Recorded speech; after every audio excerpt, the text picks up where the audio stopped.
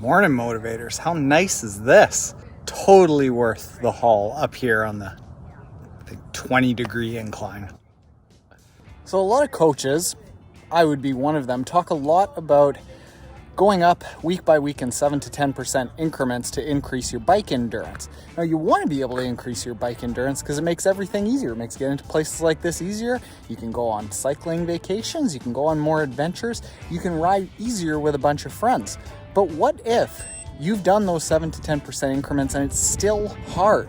There are things that I've talked about, but I haven't summarized exactly in a system of 3 things that people aren't talking about that help increase your cycling endurance. We're going to go through those 3 things and how you can overcome them to make sure that you can go for 2, 3, 4, 5, 6 hour rides quite easily without pain, without a lot of fatigue. You can see stuff like this.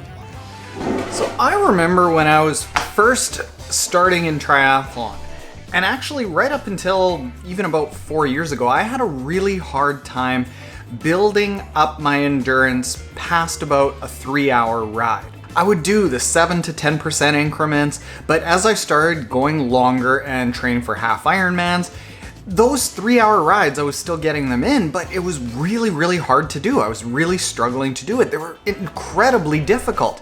And you might be thinking, well, hey, you know what? They don't seem that difficult. But there was something that I did a few years ago that really unlocked a ton of endurance. And all of a sudden I went, holy smokes, this is what it should feel like. This is how you get people that do those 5-6 hour rides. So even if you aren't looking at doing these enormous rides and you are just thinking about maybe the 60 to 120 minute rides, they could be made a lot easier. The first thing that you got to look at is your bike fit. Even if you are on the most comfortable thing ever, let's say that couch, for example, you take a couple of books and put it underneath the middle cushion, doesn't matter how comfortable or expensive the couch is, you're not going to want to be on it for a long period of time. It's the same with your bike. So you need to get the bike dialed in really well, because as you start going through tens of thousands of pedal strokes, if it's off by a little bit, it doesn't matter how much you do these 7 to 10% increments, you're going to be experiencing a fair bit of pain. Your body is going to start aching a little bit. So 3 principles that you should have is 1, have your saddle height set so that at the very bottom of the pedal stroke, your heel can just kiss the top of the pedal without reaching for it or without extending your leg too terribly much. 2, put the saddle forward and backward such that it just feels comfortable. You're going to feel it settle in and you're not going to feel like you're bouncing around back and forth on the seat. It might be just millimeters, but you're going to want to go forward and backward until you find that spot. And then 3, you want to have your handlebars in a spot that you aren't reaching too much, that you're not scrunched in too much.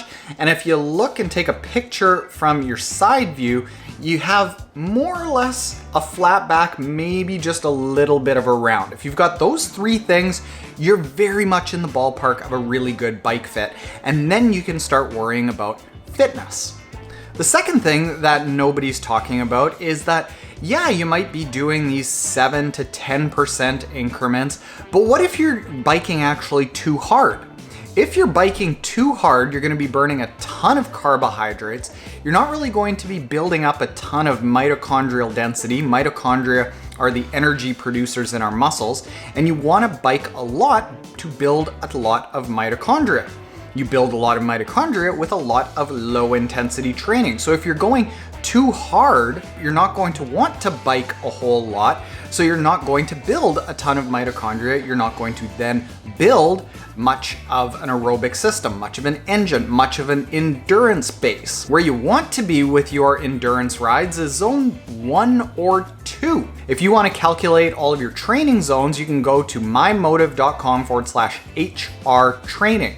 For the low intensity train, you want to stay well under your zone 2 heart rate cap. And if you're staying under this zone 2 heart rate cap, you should be able to ride for hours and hours and hours. It's usually when you start getting into that zone 3 that all of a sudden your endurance it tends to wane because you really just run out of capacity to do it, and you're not really adapting to go any better. So you might think, well, I've got to go out there and I've got to get some of those hard rides in to build my endurance. You're actually really doing yourself a disservice because you're working harder while getting less of an endurance effect.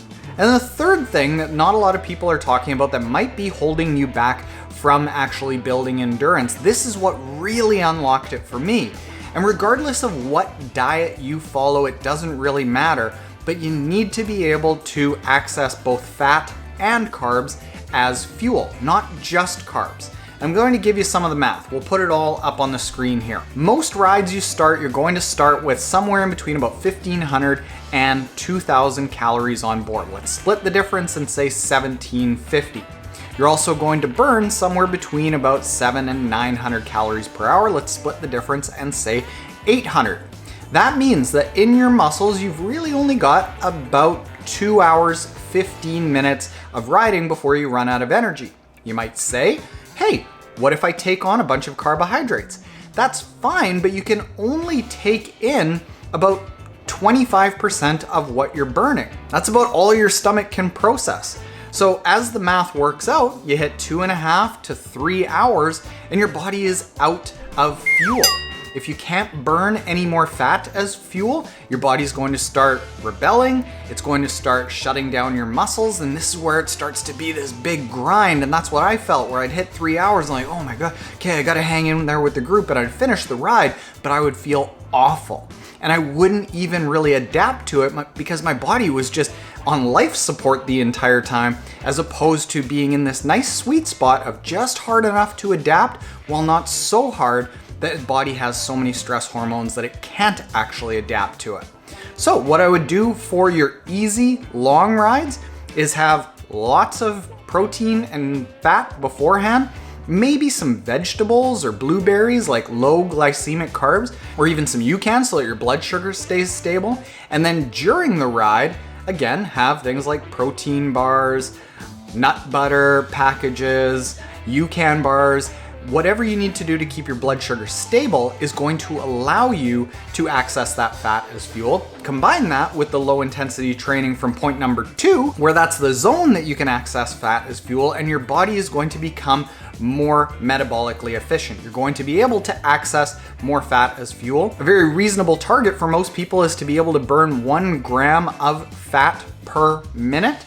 And 9 calories per gram burned means that over the course of 60 minutes, you get access to another, I'm no mathematician here, 540 additional calories. Pair that with maybe consuming 250 calories from your carbohydrates, and boom, 790 calories per hour that you have access to. Add on what you started with, you have virtually a limitless supply of energy. And this is what I experienced, that I could go out for those 6-hour rides and it felt basically just as easy as the 2-hour rides. So if you found this helpful, if you learned anything, I'd love if you hit the like button below. If you're looking for a training plan that guides you on what to take when nutritionally, when to go long, how to build up in increments, and you can get all of the training plans for running races, cycling races, duathlons, swim runs, triathlons. You can check out our training app at app.mymotive.com that guides you from start to finish to get you to your goal on race day. And with all of that said, later, motivators.